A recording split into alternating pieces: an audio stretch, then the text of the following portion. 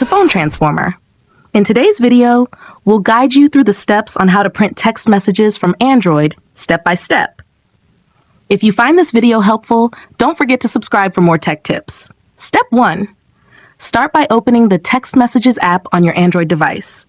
Find the conversation or messages you want to print so they're ready for the next steps. Step 2. Next, take a screenshot of the message.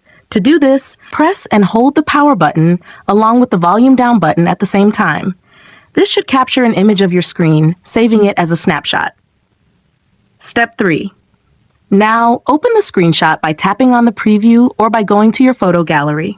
Once it's open, look for the share icon, usually located at the top of the toolbar. Tap on it to reveal sharing options. Step 4. In the sharing menu, scroll through the options and select Print. This will open up the printing interface where you can adjust the print settings. Finally, choose your printer from the available list and tap on the Print button to begin printing. If you'd prefer to save the messages as a PDF instead of printing them right away, simply select Save as PDF from the options. And that's it. Thank you for watching and stay tuned for more videos.